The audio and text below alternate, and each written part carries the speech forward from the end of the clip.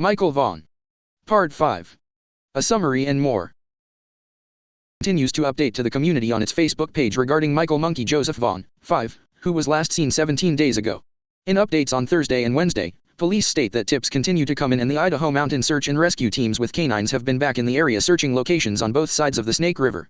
Further searches are planned along banks of canals and rivers, and other waterways, with plans to continue as resources are available, according to the update. Drones and other specialized equipment are also being utilized for the search efforts. Payette County Sheriff's Office is one agency that has helped out with drone activities. We've had our drone out multiple times, flew it in different areas some more than once depending on whatever Fruitland needs, said Sheriff Andy Creech in a phone interview on Thursday. Additionally, the Sheriff's Office has used its boat about 5 times in assisting with searching the river. This morning, we were out on the river, and went up to the Interstate 84 bridge on the Snake River and all the way down to Annex and back and didn't see anything while out there, he said.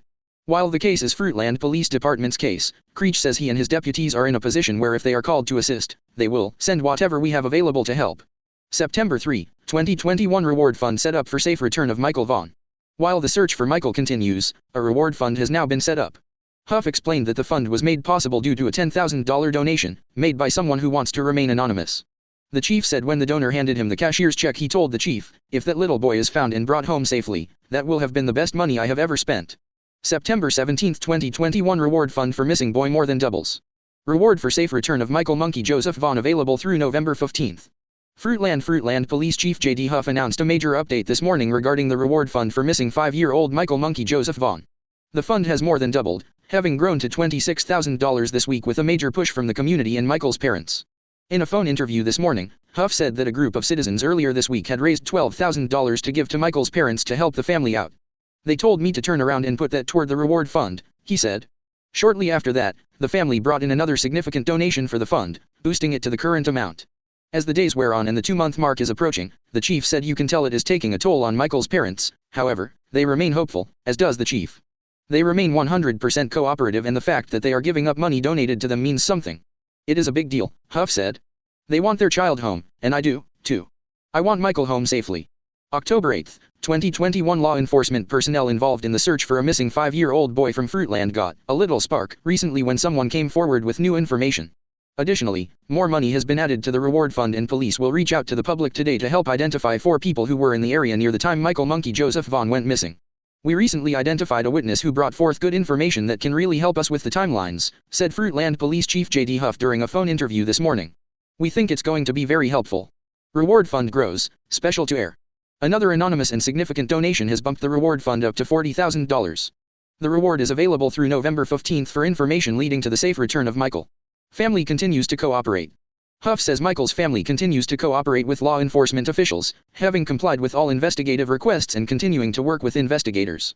November 19, 2021 in a press conference Police Chief Huff informed public he's our top priority, and finding him is an intense, daily part of our lives.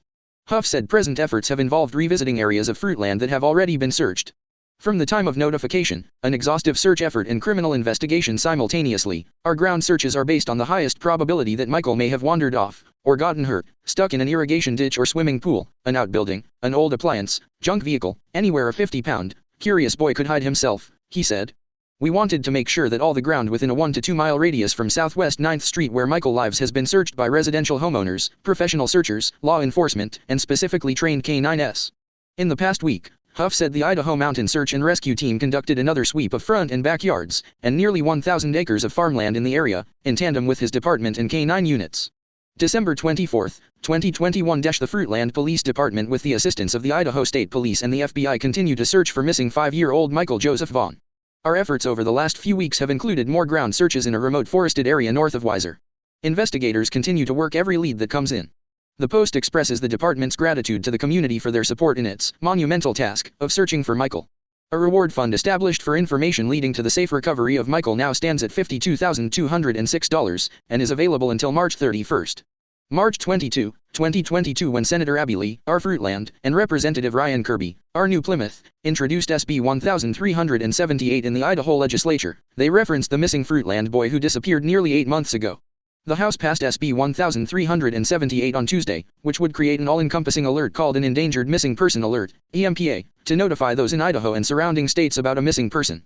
Michael Vaughn, the missing 5-year-old who disappeared from his neighborhood on July 17, 2021, did not get an Amber Alert because he did not qualify for all of its criteria, largely due to the fact it was not known if he had been abducted. Fruitland residents and beyond argued that this may have hindered the ability to find him. The bill would let the Amber Alert stand alone while consolidating all other types of alerts into one. The legislature's Joint Finance Appropriations Committee voted unanimously on Tuesday in favor of a funding bill to follow after SB 1378, which appropriates $1.3 million from the state general fund. That includes funding for the Idaho State Police to develop the new alert system, and $66,500 for the Idaho Transportation Department to make changes to its existing Amber Alert system. Representative Scott Syme, R. Caldwell, made the successful funding motion in JFAC. If this program had been implemented earlier, it would have been one tool to maybe find the little boy out in Fruitland that went missing, Syme said. The bill passed 46-18. April 26, 2022 bill signing to honor Michael Monkey Vaughn on Wednesday. Fruitland, Idaho Governor Brad Little will be at Fruitland City Park on Wednesday for a ceremonial bill signing event to honor the Idaho Endangered Missing Persons Act, also known as Monkey's Law. The law, Senate Bill 1378, was co-sponsored by Senator Abby Lee, R. Fruitland, and Representative Ryan Kirby, R. New Plymouth, in response to the disappearance of 5-year-old Michael Monkey Joseph Vaughn 9 months ago. What we all want to do is to find Michael and bring him home.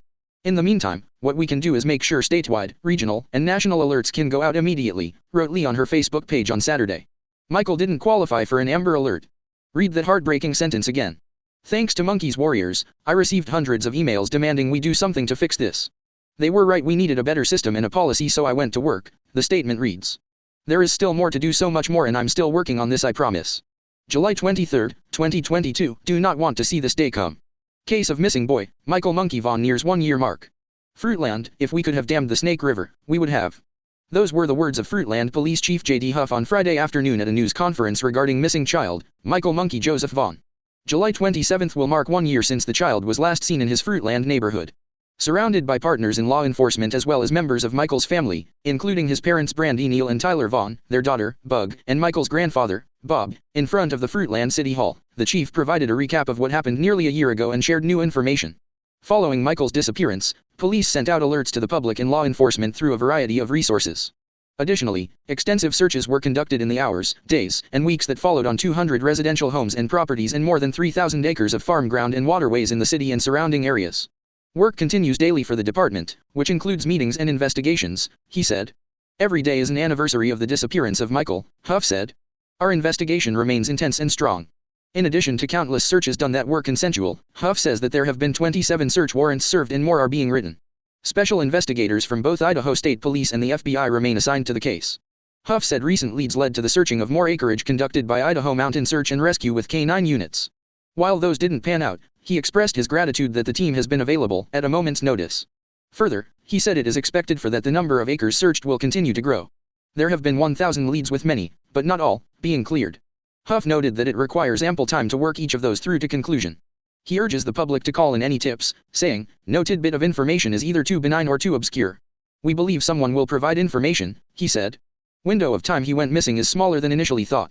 After having worked through so many tips to establish a timeline when Michael went missing, it is now believed the window of time he disappeared in is smaller. The chief said it is thought to be 6:40 and to 7 p.m. that night. At one point, police were seeking to identify 2 vehicles and 2 pedestrians that were seen near that timeline. They have investigated and identified the blue Dodge Avenger and a jogger to the end. However, there is still more to be known about the white 2016-18 model Honda Pilot leaving that area at about the same time and a man who was seen walking through the splash pad at Crestview Park. It is believed the vehicle belongs to a resident, though that still hasn't been cleared. The man has not come forward and not been identified. He is described as a white adult in his late 20s to early 30s, who was seen in black shorts, a white t-shirt with cut-off sleeves, dark color shoes and a hat. However, Huff made it perfectly clear, he is not a suspect. The police need to talk to him to complete the timeline. Huff said he planned to release a photo of that person on Fruitland Police Department's Facebook page later that day. As a multifaceted investigation, multiple leads are being worked on at the same time. At the conclusion of the investigation, I'm hopeful we'll find the answers, Huff said. As members of the community, we agonize with the family. The reward fund to bring Michael home is currently $52,992 and it will remain in place until Michael comes home, Huff said. He then asked that the community continue to pray for Michael and strength for his family, who continue to cooperate with law enforcement. Unable to reveal much more about the investigation, Huff said there were multiple persons of interest. However, he noted that officials began to lean toward abduction rather than wandering off after weeks of multiple searches by professionals that turned up nothing. In a phone interview ahead of the press conference, Huff said all law enforcement partners, including local, state and national, are still working with Fruitland Police Department on the case on a daily basis. We eat, we breathe this case, he said. Asked whether it has taken a toll on any of his staff, Huff said he was proud to report that he hasn't lost a single member of his team due to the case. We're really good at lifting each other up and keeping each other focused, he said, noting that the work continues. This includes bringing in experts to help review data that has been gathered and, in some cases, is still being gathered. If he could go back, Huff wouldn't change the way they initially responded to the call. However, he said without a doubt he and his staff are very, very sensitive anytime a call comes in of a child where he or she is not supposed to be. And their heart drops when they hear it, even though calls like those happen on a regular basis. However, they are usually quickly resolved with the missing child being found with one parent or family friend or a close friend. July 23, 2022. Payette. In a news release Wednesday morning, officials at the Payette County Sheriff's Office shared how it has been handling its role in the search. Over the last year, the Payette County Sheriff's Office has continued to assist the Fruitland Police Department in the investigation into the disappearance of Michael Vaughn, it reads. On the night of his disappearance, the Payette County Sheriff's Office used the Code Red alert system to notify Michael's neighbors, the community, and people throughout the county. Citizens should sign up for this alert system at www.payettecounty.org. Code Red is the primary alert system used in Payette County, and it is routinely used to keep our citizens informed of things happening in their neighborhoods. Following Michael's disappearance, the Payette County Sheriff's Office reviewed all our alert systems available to law enforcement. In addition, we talked with other agencies in the county about these alert systems and the benefits of each one.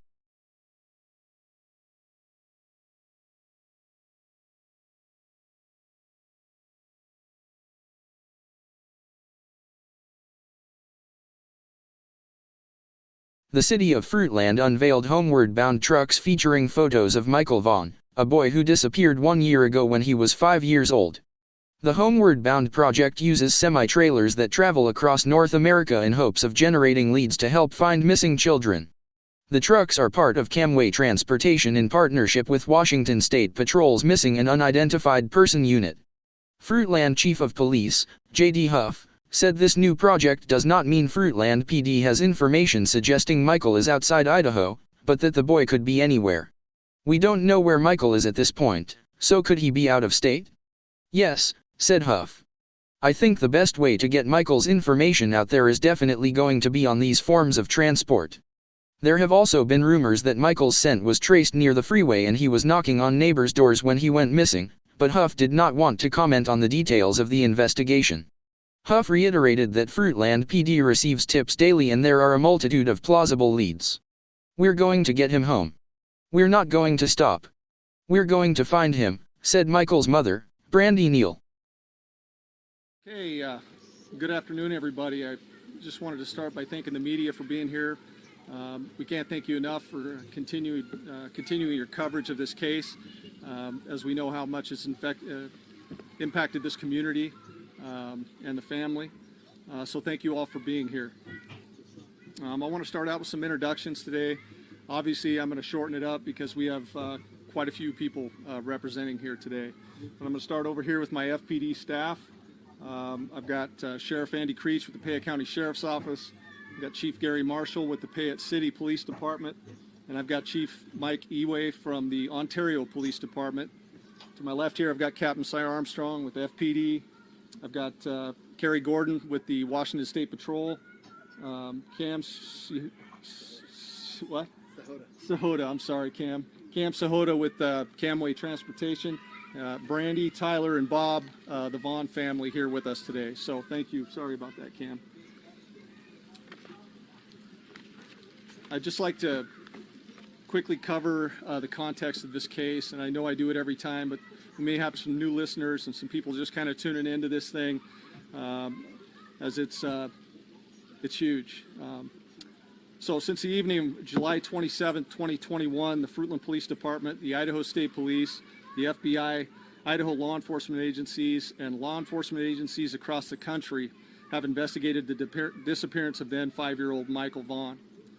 We haven't stopped.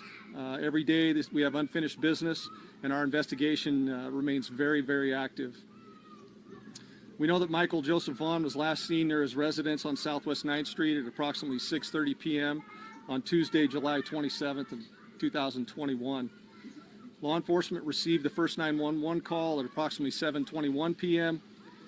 and we issued an endangered missing person alert to the area and to area residents seeking the community to help be on the lookout. Information was sent to the law enforcement nationwide through the National Crime Information Center regarding Michael's disappearance, and he was entered into the State of Idaho Missing Persons Clearinghouse and National Center for Missing and Exploited Children. The Fruitland Police Department, Payette Police Department, Payette County Sheriff's Office, and over 100 law enforcement officers and from federal and state local agencies converged on our small town of Fruitland that night. Physical search efforts were conducted by experts from the Idaho Fish and Game, the Idaho Mountain Search and Rescue, National Center for Missing and Exploited Children, both Fruitland and Sand Hollow Fire Departments, and immense citizen help.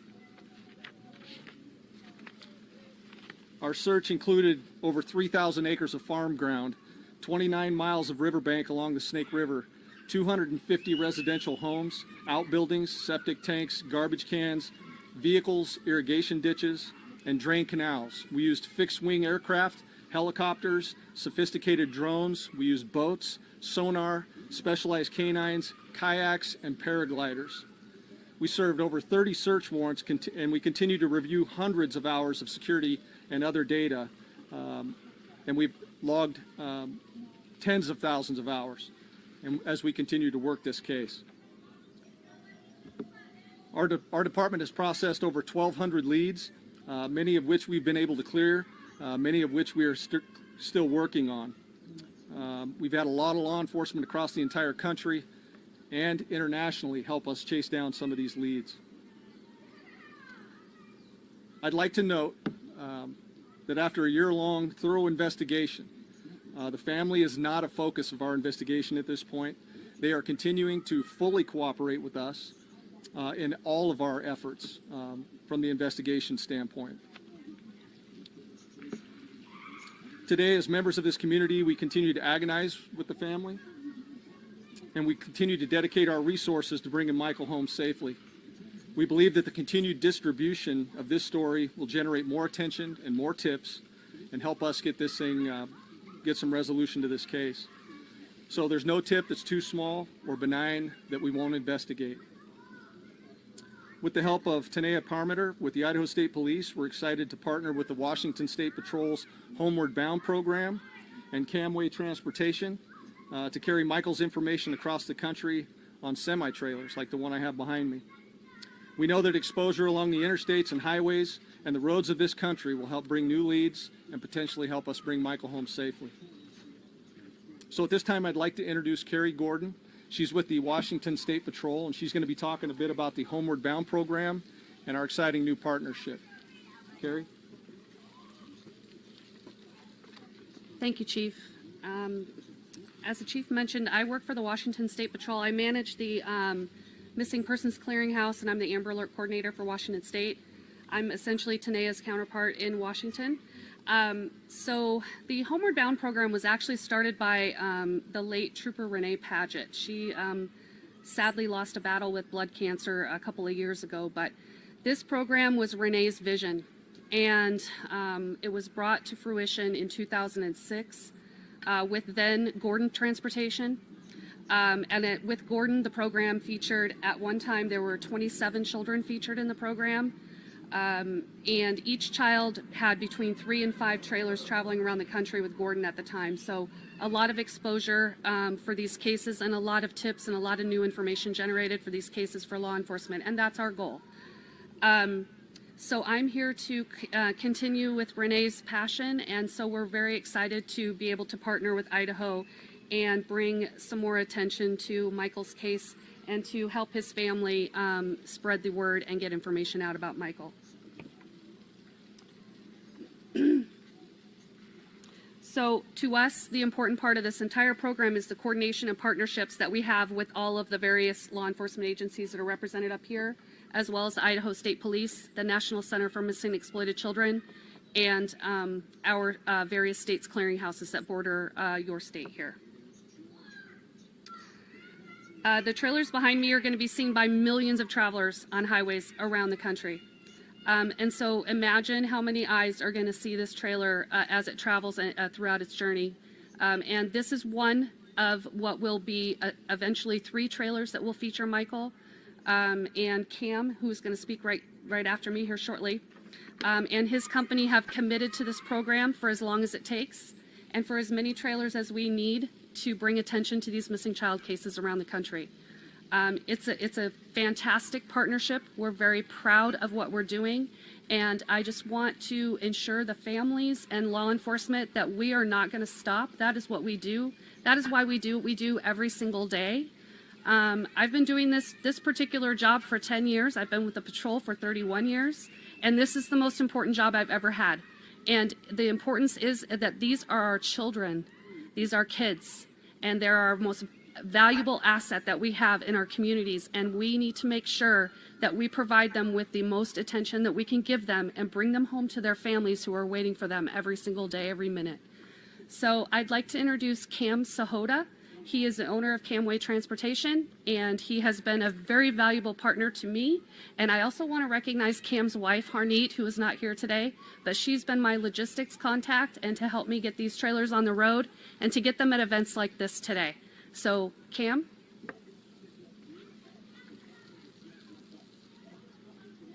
Thank you, Carrie. Thank you, Chief. Camway Transportation is a trucking company and freight brokers based up in Blaine, Washington. And since we started the company in 2008, we've always been centered around giving back to the communities we serve. And when the opportunity to be part of the Homeward Bound program was presented to us, I thought it was an amazing opportunity and something that really aligned with our values as a company. And moving freight and moving trucks down the road is something we do on a day in, day out basis.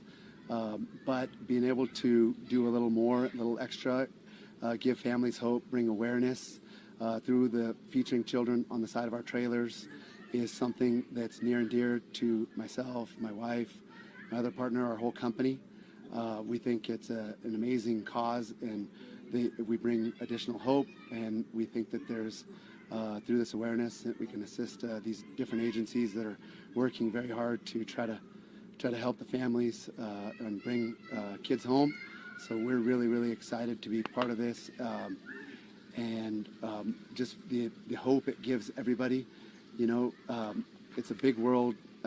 We're all parents, and anything that we can do, anything we can do to bring awareness, anything we can do to bring hope to these families. Thanks, Cam.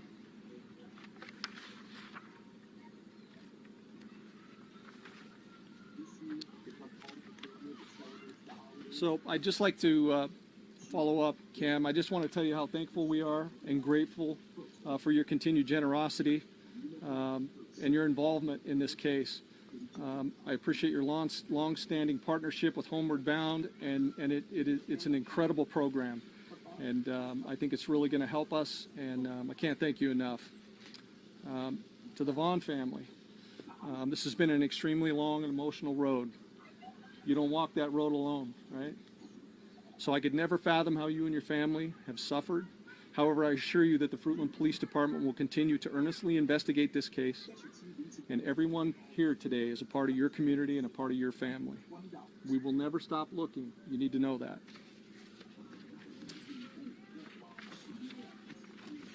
And so with that, I'll take a few questions if you guys have any for me. Go ahead. Can you elaborate a little on where the trucks will be traveling? You know, I think I'm going to defer that to Carrie or Cam. Yeah, so the trucks will be traveling all over. Okay. Sorry, I'm back. The trucks will be traveling all over the U.S. and Canada, but our primary routes are the western 7 states.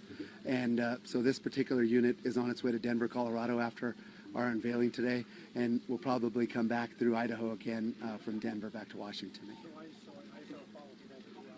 Yes. So the western 7 states, so it's Idaho, Washington, Oregon, California, Utah, Arizona and Colorado. Yes, thank you. Also, so you said, I believe Carrie said that this look here is going to be on 3 trailers for now? Yes. Okay. And I'd love to be able to read my own handwriting. That would be fantastic. Is this a unique, do other transportation companies do this in the United States that we're aware of, or is this a unique operation? Yeah, I don't think any other companies do it or of any scale. That we're aware of? That we're aware of, but we think that it's a wonderful idea, and it's good. It's good to get the word out, and we're going to continue, as Carrie mentioned, to spread the word and commit 100% to the program. And I had one more actually. So is this the first time, Cam, that you all have done this, or have you worked on other cases before as well? So right now there's 15 trailers, including this one trailer that are with 7 different children that are featured right now, and then in the next month there'll be 2 more trailers that feature.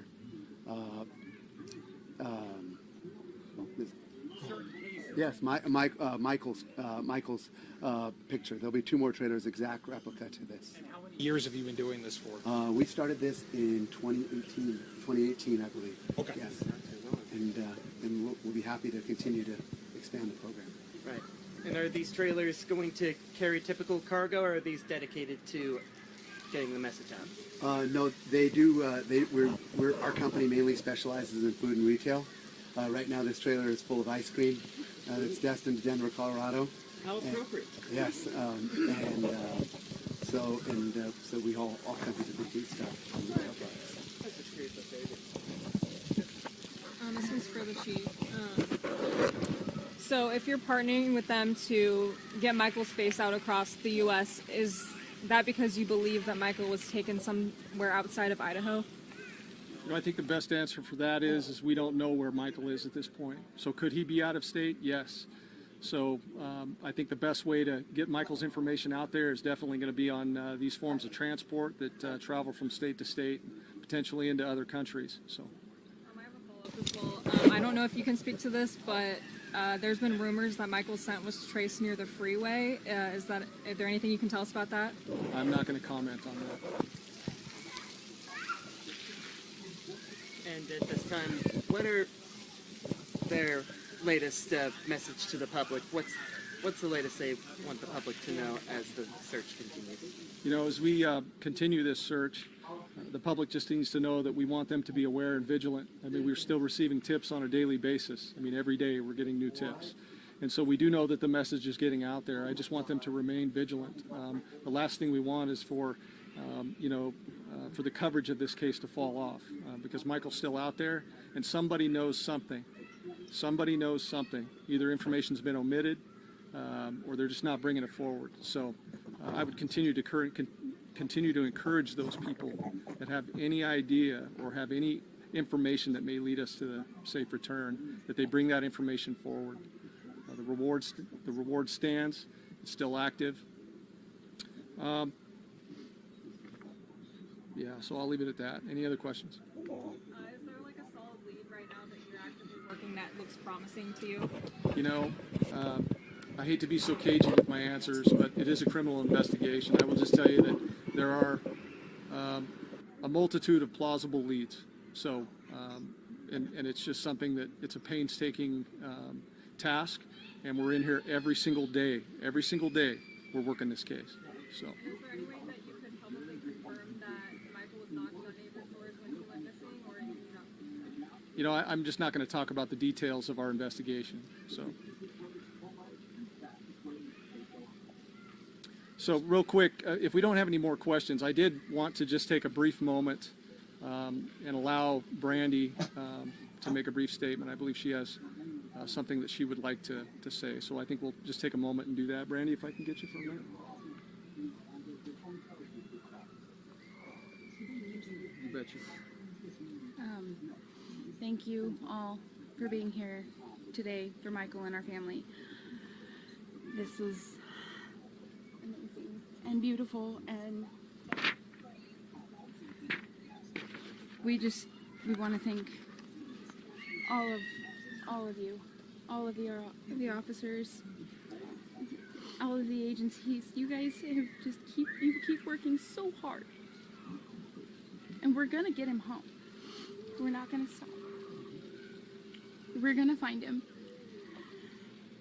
And every outside agency that's helping, thank you. It's a blessing, and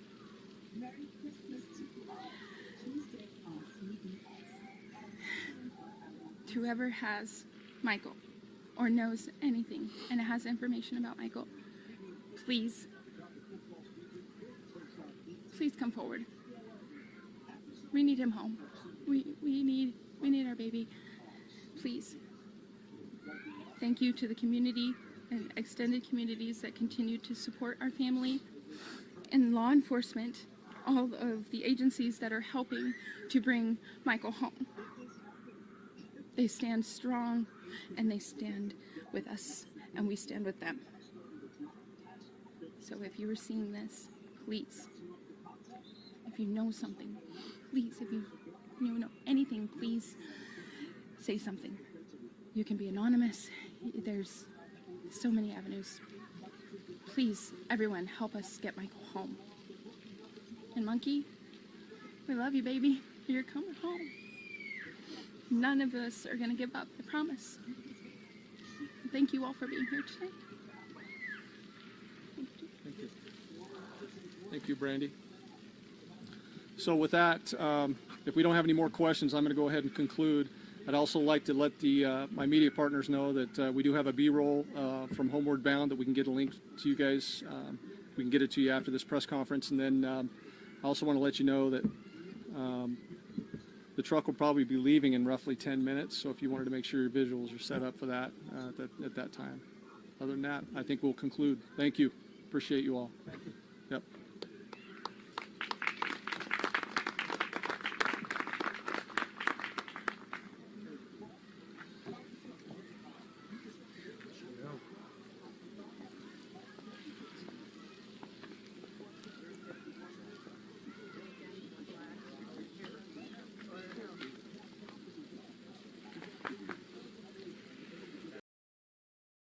Local gathering honors Michael with lanterns. October 7, 2022. New Plymouth. With the evening of October 7 came the community celebration of National Faith and Blue Weekend at Kiwanis Park in New Plymouth. The annual gatherings, which take place in various cities across the country, are aimed at strengthening the work of law enforcement officers by enabling local partnerships with the help of faith-based organizations. The event was coordinated by the Payette County Sheriff's Office, with the help of the Westside Assembly of God, New Plymouth First Baptist Church and local wards of the Church of Jesus Christ of Latter-day Saints. Approximately 200 people attended the gathering, according to Sheriff Andy Creech. Creech opened the evening with brief remarks about the ongoing search for Michael Monkey Vaughn, a child who has been missing from Fruitland since July 2021. "We just really hope and pray for his safe return to his family," said Creech.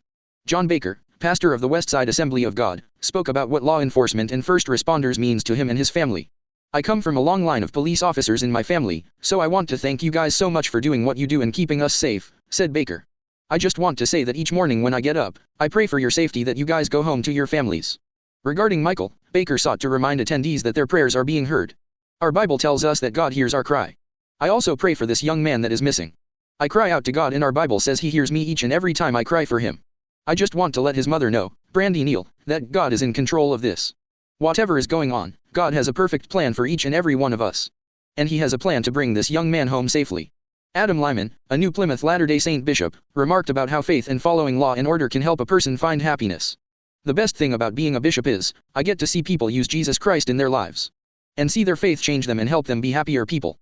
As such, Lyman encouraged those present to support government as it works to support the community. "I join you in doubling my efforts to support the good government and good law enforcement, so we in the community can freely pursue good works," he said. In his remarks, New Plymouth School Board President Mark Hawes said the U.S. is dependent on the work of law enforcement and the work of its faith-based organizations to maintain quality of life for its people. "There was a prophet and king by the name of Benjamin," he said. "Remember that when ye are in the service of your fellow men, ye are only in the service of God. What a great thing for us to do, to be in service to one another and to have law enforcement serve us. It's beautiful." Hawes' wife, Danielle Hawes, conducted the evening's Chinese lantern ceremony, with lanterns lit around the park in honor of Michael. Neil lit the first lantern, which is Michael's favorite color, blue.